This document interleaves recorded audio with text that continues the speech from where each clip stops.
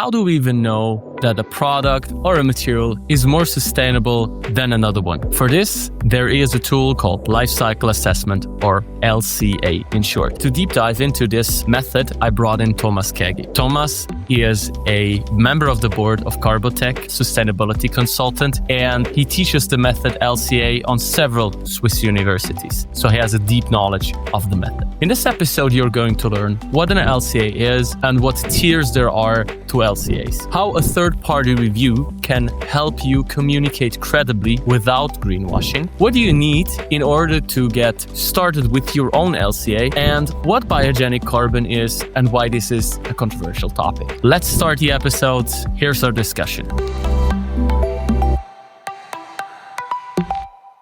So hi, Thomas, and welcome to the podcast. Hi. So you're an expert for lifecycle assessments, LCAs.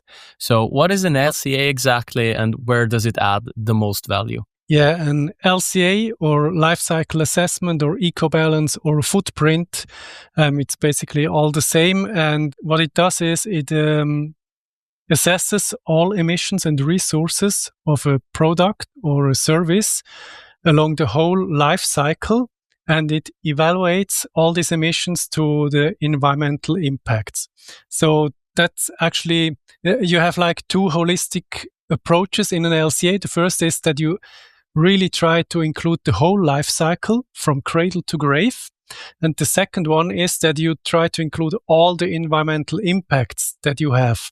Not only carbon footprint or climate change, which is a really important environmental impact, but there are many others, such as acidification or ecotoxicity or water scarcity. These are also environmental impacts that you can assess with life cycle assessment. Okay. So first of all, you mentioned a lot of topics here, but that sounds like a lot of work.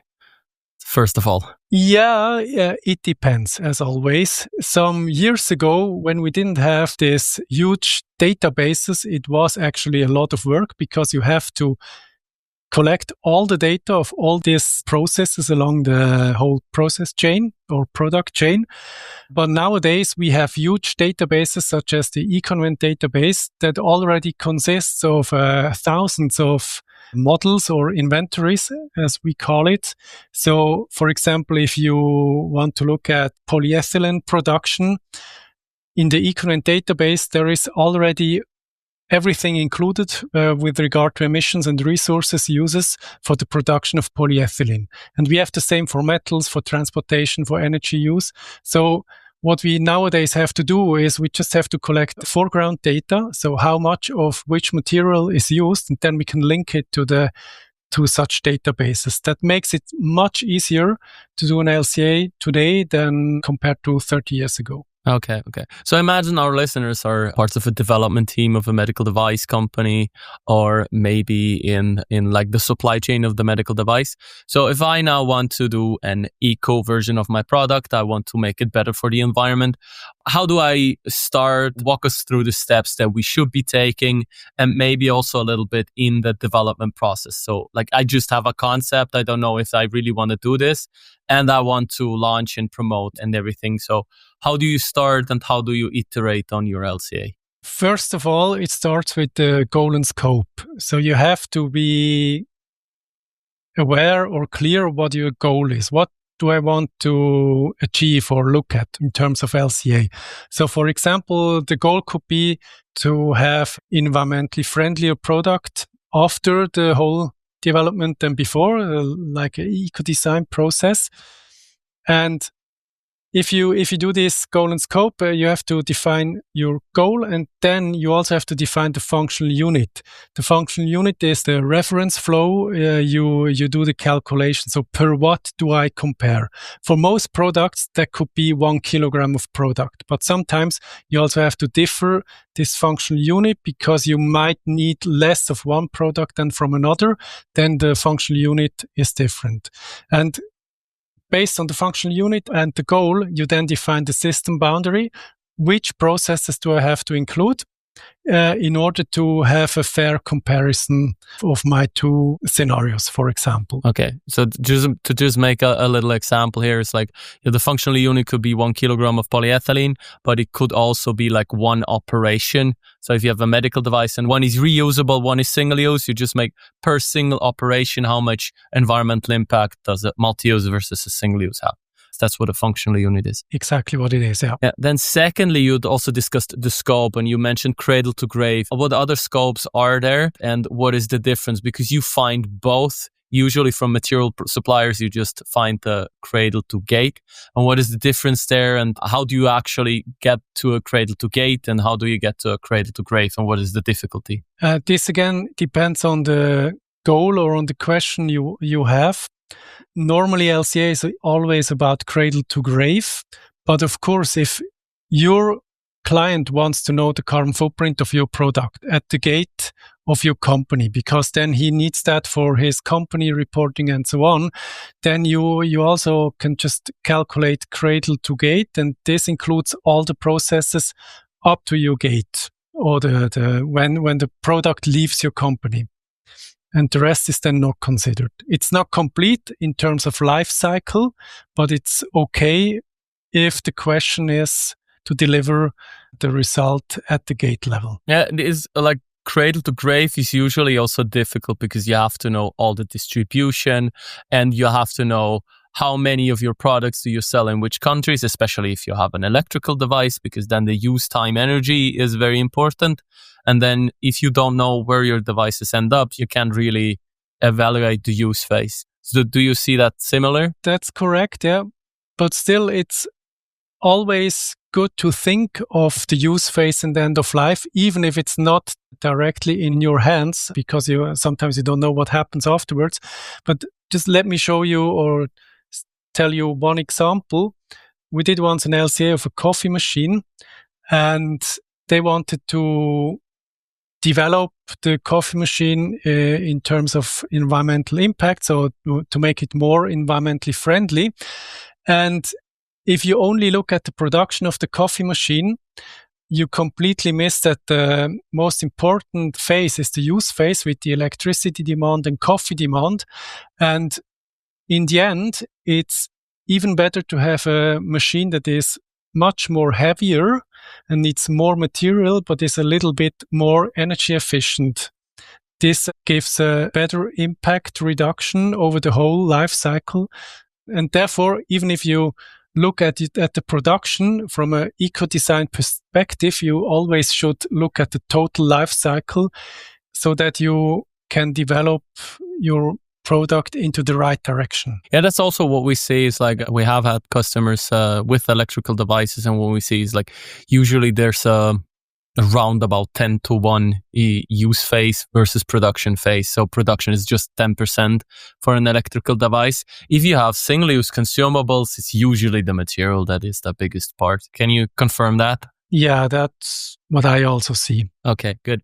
So I start now, I know that I want to make it environmentally more friendlier. I have my, let's say, per operation functional unit. Then from what do I do from here? So I want to develop this. I want to keep the effort as low as possible, but still have a data-driven direction. How do I go about this? And how do I improve my data set and my LCA? How do I refine that over my development process? Yeah. So after the goal and scope phase, the next phase is the data or the inventory phase or data collection, more or less. So you have to think of the foreground data of how much of which material is used for one operation, if this is your functional unit. And so this is the first round of data collection to collect this foreground data, and then we can link it with the background data in eConvent. I recommend to do then a first screening LCA just to understand which material is most important or maybe, which process is most important. And then you can start to iterate the data collection. If one process is really important and you have only a rough data, then you should maybe collect better data. But if, for example, transportation has a low relevance, then you don't have to do a study on your transportation kilometers and transportation types. Just do a pragmatic estimation, and that's okay. So this first screening helps you to show where do I have to dive deeper into data and where can I stick to very pragmatic estimations. So how would you do such a screening? Do you do that on an Excel basis, just list out the BOM and see what the environmental footprints of the materials are, or processes go into there, or how would you do that practically? Yeah, something like this. Me personally, I do it with the open LCA software. So if a client tells me the data, I just put that into our LCA software and do a first rough screening LCA with all the models I need.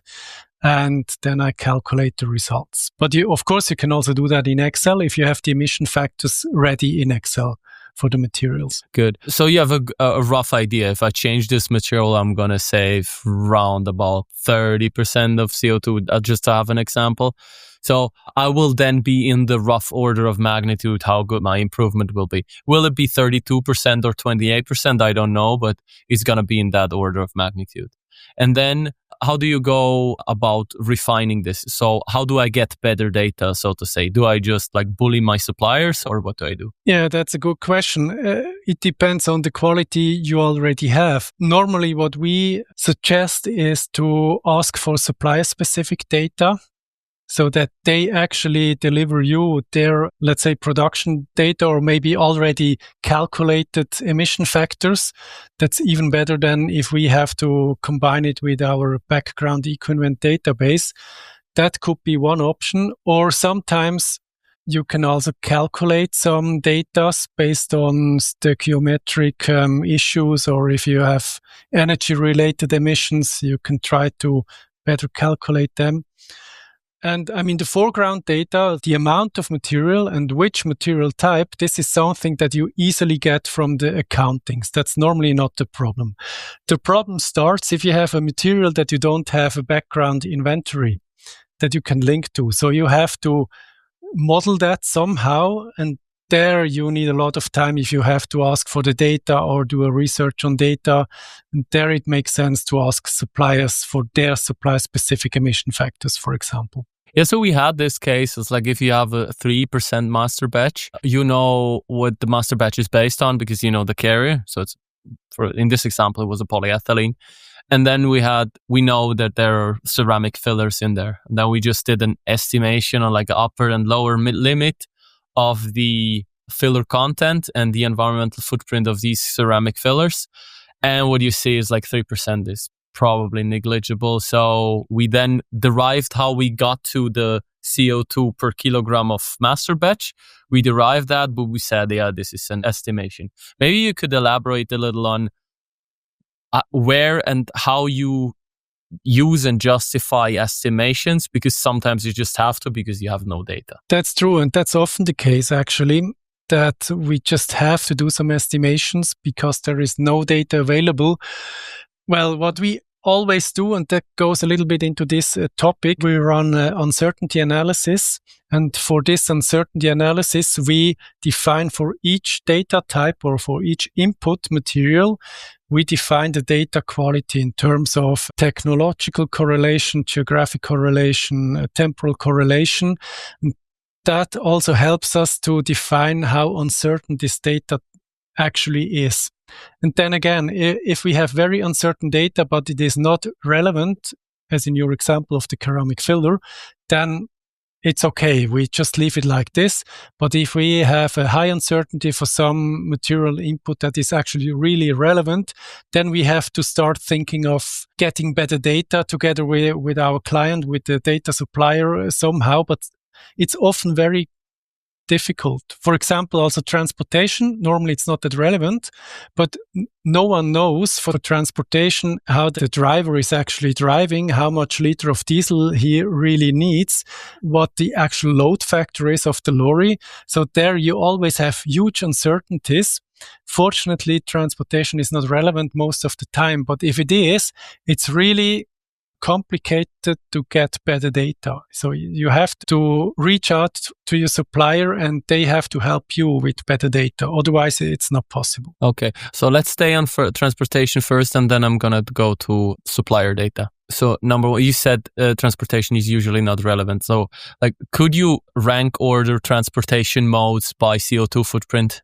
Just for our listeners, because like usually they don't know. Yeah, so the environmentally friendliest transportation is by ship, container ship, something like this. That's very low.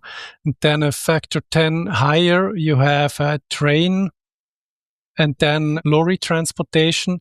And then again, a factor 10 higher is the air transportation by plane. And that's actually, I said transportation is not relevant, with the exception of air freight. If you have air freight involved, this is normally extremely relevant for your LCA.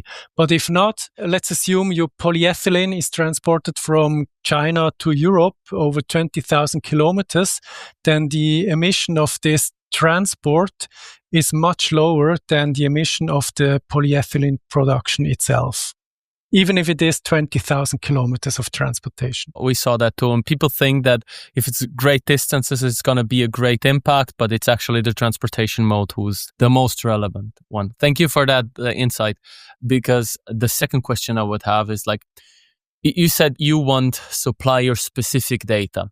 Sometimes, like for my reference material, I don't find supplier-specific data. And for my sustainable alternative, I find supplier-specific data. Because obviously, like the one who's selling the sustainable material, they want to sell their material, so they want to show their environmental footprint. The other one usually doesn't have it. So the issue I run into is that usually database impacts seem to be, or I don't know if it's an opinion, but it seems to me that they are like on the board higher. And how does that come about? Is it just that the environmentally more conscious suppliers do than LCA, so they have better footprint, and the ones who are worse don't do it, and therefore like the databases takes an average? Or how does that come about? Yeah, that's a good question. First of all, these databases we have, they represent averages all the times. For polyethylene, it's the average production of European polyethylene we have, or for global polyethylene, something like this. So you don't really know which company, or you cannot have a deeper look and you cannot distinguish between the different companies. So in these LCA databases, you have these average values. If you now have supplier-specific LCAs, if they are done properly, they are normally based on more actual and more accurate data, and therefore the emission factor most often is lower than in the generic data. And this has also to do with development in efficiency in the processes, but also with the electricity mixes that are each year lower and lower and lower. So this leads to these differences. And if you have for your reference product no supplier-specific data, and they don't want to give you supplier-specific data, then I think it's okay to use an average. And then you can also say, hey, if you have better data, then give it to me, and then we can reduce the footprint. Okay. So it's then also a global average. So like every energy mix goes into that instead of, if I maybe like usually, like that's geographically because we are in Europe, we too. Like Europeans, you tend to have the better energy mix on average than overall on the world. Is it also due to that? Yeah, exactly. Yeah. But in the database, you have this European average. Then you have like the global, you have the rest of world. Sometimes you have products for China or US, but they normally have worse electricity or energy mixes than in Europe. So these European averages tend to be better in terms of environmental footprint than from other regions. If you are a medical device company and you're looking to make your devices more sustainable, there's a link in the description for you.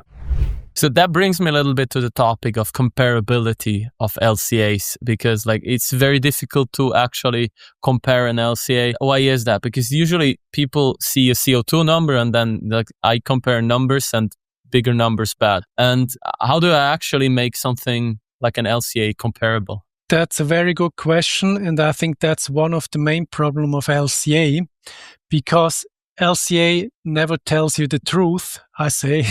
It always answers you a question. And what people tend to do is they see a carbon footprint of a certain material, and they do not really look at the system boundary or at the question that was answered. And then they tend to use this figure for everything that is similar, and then you mix up everything. And if you want to have LCAs comparable, you have to make sure that you do at least an external review of your LCA based on certain standards. Then you can avoid the most misinterpretation. And there is also more. For example, you have this environmental product declaration scheme. And if you do an LCA based on this guidance, then you have like a PCR, product category rule. That is a document that tells you how to do the LCA for a certain product type, for example, for polyethylene or plastics. And if all LCA consultants use this PCR in the same way, and if they do an external review, then this EPD, this product declaration, is quite comparable. So you have like the recipe to cook, and the outcome is more or less always the same. And that makes it much more comparable than if you just do an LCA. The same is true for this PEF approach in the European Union, this product environmental footprint. There you also have this PEF-CR, the product environmental footprint recipe, where it is written how to do the LCA. And that guarantees a little bit this comparability. Okay. So you mentioned now two standards, the PEF and the Environmental Product Declaration, EPA. When do I need this? And how do the standards come in? Because there are also ISO standards on that. And so what you're saying is that if I go according to the correct ISO standard, that doesn't really mean I'm comparable. It just means that I'm repeatable and that I am basically following the rules correctly, but not that I'm comparable. Is that right? That is right. And well, sometimes I'm also a little bit lost with all these standards because there are so many standards, but the most common standard is ISO 40, 40 and 44 for LCA. It just guarantees that you have done the LCA properly, but it's completely open with regard to the question you want to answer or the system you have to draw for answering the question. And based on these standards, on these ISO standards, there are other standards like this PEF guidance or EPD guidance. And there you have for each material group, you have a much more precise definition of what you have to look at, what the functional unit should be in order to be comparable. You don't have that in the ISO norm. Okay. And are there regulations who are like forcing you to comply with these standards? That's a good question. Maybe I'm not really aware of. What we experience is that on certain markets, you have to deliver an EPD, for example. Otherwise, your product will not be accepted. Okay. And so if I want to do an environmental product declaration, which currently for medical device, there's probably like no one who's doing it, or not that I know of. Maybe there's one or two companies that I do not know of that do this. Usually they do the product carbon footprint, which is, I think, the ISO 14067, which is only the CO2 part of an LCA, basically. So if I want to be credible in what I communicate, how do I go about this? When do I need an external LCA? When do I need a third-party certification? When do I need an environmental product declaration? And how do I get this? Okay. So what we normally tell our clients is, if you are interested in better understanding your product or in product development, you can do screening LCA or pragmatic LCAs, and you don't have to use any official standards. Of course, it makes sense to follow the ISO standard, but just do what is useful or makes sense, and you don't need an external review. But as soon as you go public, we recommend to do an external review just to be on the safe side. And if you even do a comparison of your product with a product of your competitor, then the ISO norm says you have to do an review panel. So at least 3 external persons have to look at your LCA and give a critical review report on this LCA. And that helps to also be trusted or to how do you say that? Credible. Yeah, for your credibility on the market or in the public. And if you want to do an EPD, or if your client tells you, hey, I want to see an EPD, then you have to be in line with this. This means you have to register at Environment Deck. For example, you have to download the PCR of this EPD. You have to follow the rules, and then a special review expert that is accredited from Environment Deck will do the review of your study, and then you are officially part of this EPD world. But it really depends on what you have to, or what the client of you wants. So, and I normally tell, just do what is needed and not more, because it's actually a lot of costs. It costs a lot more to do an external reviewed LCA by a review panel than just do a screening LCA, even though the results might be in the same order of magnitude, of course, because you actually calculate the same. Yeah. So I think what usually the people do is they compare what we did before to what we're doing now. So they usually don't drag competitors into this. What they usually do is like, we did this before, we did these improvements measures, and we want to show how we are progressing. And I think for that, it's certainly good to have an external review and to see if we are according to the standard, because like most companies, I would say, do not have the capability yet to perform an LCA. They're building to it. There's some that are very good, but these are usually engineers that don't do that 100% of the time. So maybe like 30 or 40% of their time, they're doing the LCA, and they have other projects, usually project manager on sustainable products. And so if you're just switching one material, you know how much material you're using, you know the footprint before, you know the footprint after. That's like, I can do that in 5 minutes. So it's quite easy to see how good the improvement is here. But if you're doing more complex stuff, or if your device gets more complex, where do you say would be the point where I need professional help? Because like I say, a syringe, I can do that, but I can't do a ventilator with 500 parts and lots of, let's say, estimations and distributions and cradle to grave with 15 or 150 different countries with their electricity mix. So I probably couldn't do that. Where is basically the point where you need help? I think it's not really a point. It's more like a gray area. It depends on the company, on their resources they have and the knowledge they have. But it's a question we have a lot in recent months. Companies come to us and they ask, are they thinking of doing the LCA on their own?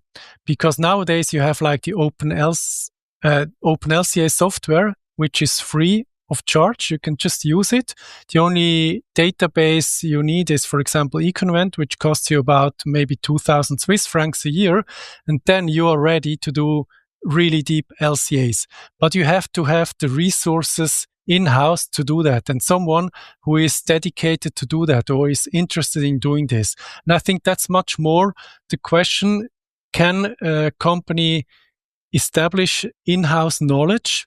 Then they can do quite complex LCA, or do they only have to do one LCA a year? Then it doesn't make sense to do that on their own, because you forget everything again. And so it's easier to ask third party to do the LCA.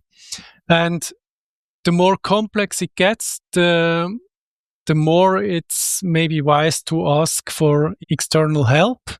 But what we often do, we try to help or to support companies in their LCA work. So they start with very easy LCAs, and after some months they can do more complex LCAs on their own, and then you don't need this external help anymore. But it really depends on the resources you have in-house, I think. Okay. So you would say it's more about the competence and capacity of the people? Yeah. And there is one other aspect. Sometimes companies come to us and say, well, we actually have done the LCA, but we need someone externally who writes the report in order to be credible.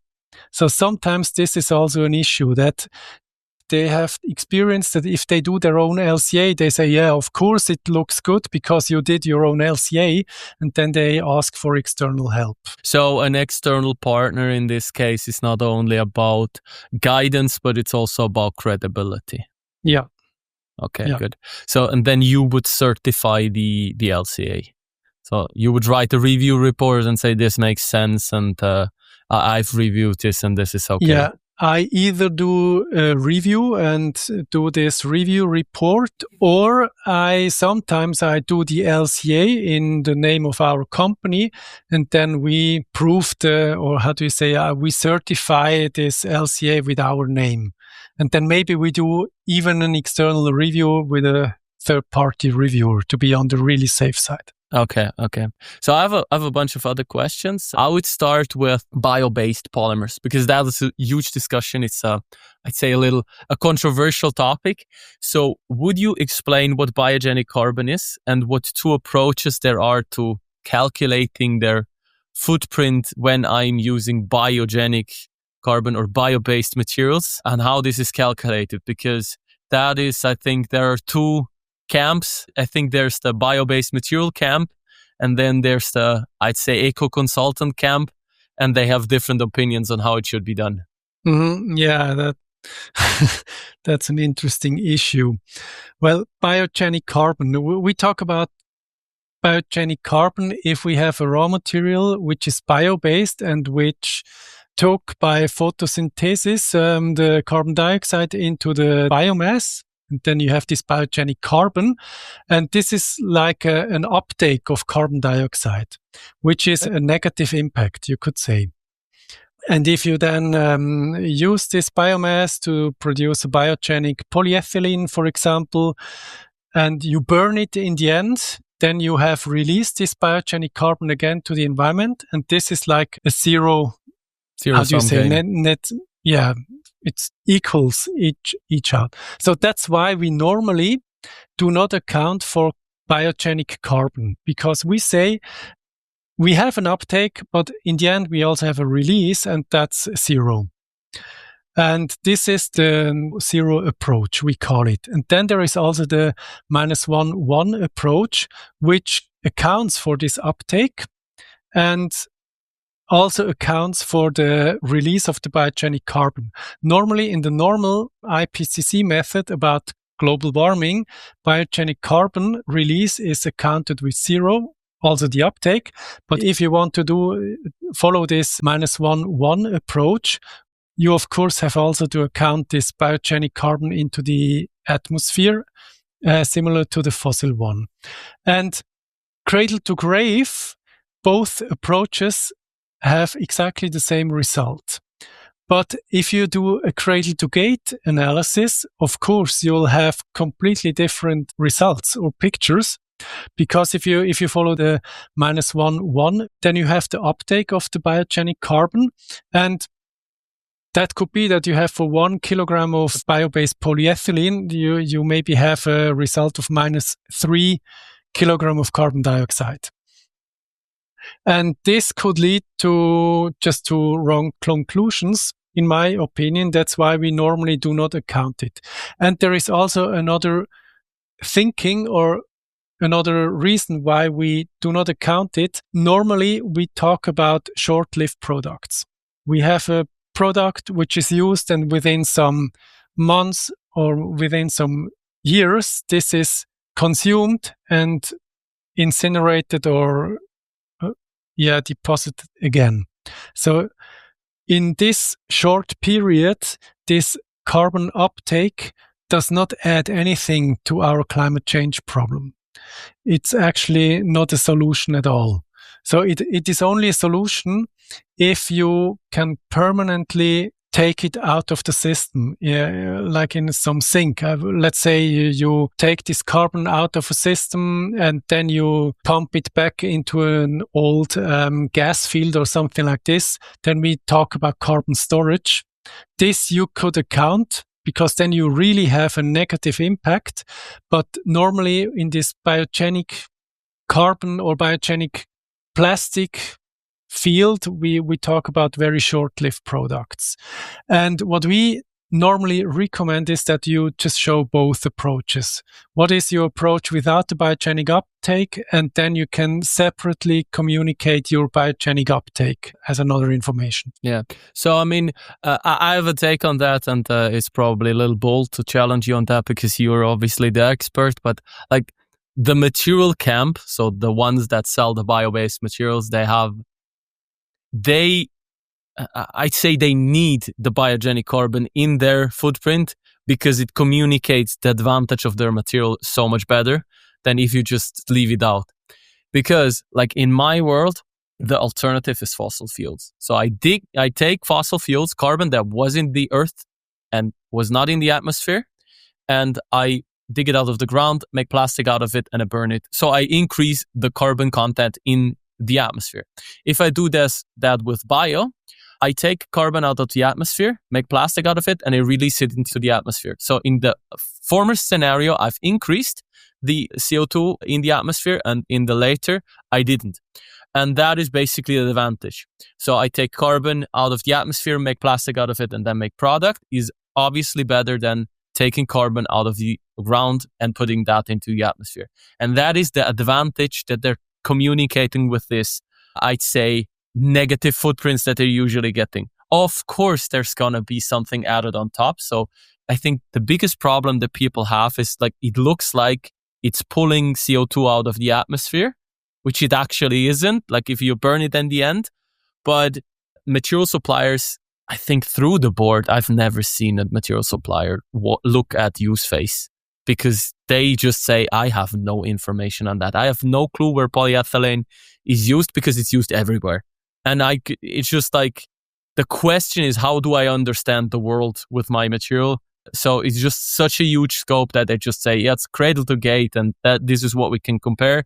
And compared to fossil, it's this much better. Do you agree that bio-based materials are from a CO2 footprint perspective better than fossil? From a CO2 perspective, in most cases, that is true. It is not true for many other environmental impacts. For example, for water scarcity, land use, toxicity, eutrophication, and so on. Bio-based carbon, bio-based plastics sometimes can show much higher impacts. And with regard to the total environmental impact, our experience is that they are maybe similar or sometimes worse than fossil-based plastics. And I'd like to come back to your what you said before with this uptake and this advantage of this uptake in communication. I mean, from a cradle to grave perspective, you have this uptake and you have this release. And in the fossil world, you just use something out of a hole with not that much of an impact, but then you burn it, and there you have the disadvantage of the fossil plastic compared to the biogenic one. And what you should not forget is that if you have biogenic plastics, first generation, then you have to produce first some agricultural product like corn or sugarcane or something like this. And this also needs a lot of resources and emits a lot of emissions. And therefore, biogenic plastics are most often better with regard to carbon footprint, but they are not carbon neutral or zero. And they are definitely not negative. And I think this is very dangerous from a cradle to gate perspective to operate with negative impacts. Or if you include this uptake, you have negative impacts of your plastic. And then you could have the feeling that the more I buy of this, the better my company footprint gets. And that's not true. I mean, that's very short to greenwashing. And you have to be careful there. Okay, so another question just to add to this before we go to the other thing you mentioned, which is other environmental footprints than CO2, because the environmental footprint is not only CO2. What happens if at the end of life, because what you say is like, okay, we have fossil and then we burn it in the end, or we have bio and then we burn it in the end. And then comparable, like the bio-based comes out lower, but it's still above zero. It's not neutral. What happens to that whole story if I start recycling? Because like currently you're assuming everything goes to incineration. What happens with recycling? So if I have the different approaches, -1, +1 and 0, 0, if I recycle at the end, what happens then? That's a very good question, and it's a methodological question that also led to a lot of discussions also internally at our company, because as soon as you start to recycle, you lose this benefit of the biogenic carbon in the 0-0 approach, because you do not release, in both cases, the fossil is not released. So you don't have these fossil-based carbon dioxide emissions, and with biogenic also not. And then you only have the difference in the production. And there biogenic most often is not, well, it is a little bit better with regard to carbon footprint, but not that much. You only have this small advantage if you do not include the uptake. And if you include the uptake, then it's still the better option. And that's something which is a methodological problem, which is not really solved at the moment. I mean, if you have a lot of recycling, then it seems somehow that the -1-1 approach actually leads to the better outcome. Yeah. Or how can it gives the better picture, enables you, enables you to do better decisions. Yeah, you know, like the point I would make also for the -1 +1 approach is that it resembles the physical flow of CO2, because you actually take CO2 out of the atmosphere, put it in a plant, then it is in the plastic, and in the end it goes out again. So it models the flow of carbon better, like from a physical perspective. But I get the point. I think the whole issue comes down to cradle to gate, and in cradle to gate you might make bad decisions because of it, and I think there is a valid point to it. Okay, moving to another topic which you also mentioned, land and water and other impacts. And what we learned together, also in another project, is that land and water use is actually not that easy as CO2. So CO2 is actually the easiest one to calculate. So in my perspective, you might differ. But like, how do you calculate land and water use? Explain to me like how this works and why it's not as easy as CO2. Well, carbon or carbon dioxide is a global environmental issue, and it doesn't matter where this carbon dioxide is emitted of.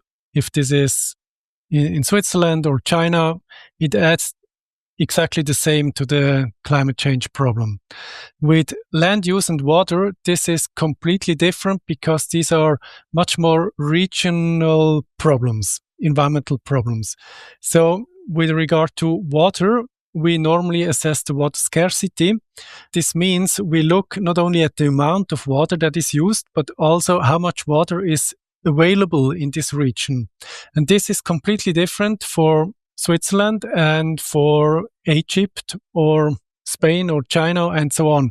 So the same amount of water that I use in Switzerland may add only little to my impact, but in Egypt it might add quite a lot to my water scarcity or to my environmental impact overall. So we have to regionalize these flows, and that makes it much more difficult, because then I have to go through my whole system or through the whole life cycle of my product. And for each process, I have to define where took that process place and in which region, how much water was used. And then I have to calculate this regionalized water impact for each process. You can do that with OpenLCA and eConvent, because they have regionalized data involved, but not always. We talked about it before. I said there is a European and a global data inventory, for example. And if you now want to do the water scarcity assessment, it's not enough just to use the global model. You have to go much deeper there and to define where was it produced, because you have to regionalize the water use. And the same is true for land use. That makes it so complicated. Cool. So it's a very diverse field and you get a lot of insights and you learn a lot of new stuff. That is why you're so passionate about it. Okay, coming to the last question, what advice would you like to give to our listeners in regards to LCA? If you have an LCA on your desk, then before you just read the results, always study the goal and scope chapter and try to understand what the goal was of this LCA and what they tried to answer. Only then are you able to interpret the results correctly. Okay, so just big numbers good or big numbers bad is not the correct approach. You'll have to understand if it's comparable first. And the second thing, we didn't really talk about that one, is an LCA is always based on assumptions and you always have uncertainties in it. And therefore, if you have two products and you have a difference of 5% or something like this, then that is not really a significant difference. Normally, we say if you have two completely different products, you need at least 20 or 30% of difference in order to say, wow, product A is actually better than product B. Okay, that's a very, very nice insight for the end. So, Thomas, do you have any last words? Well, thank you for this interview, and I hope I could answer your questions. Yeah, thank you very much. And until the next time, you're certainly not the last time here. Okay, thank you a lot.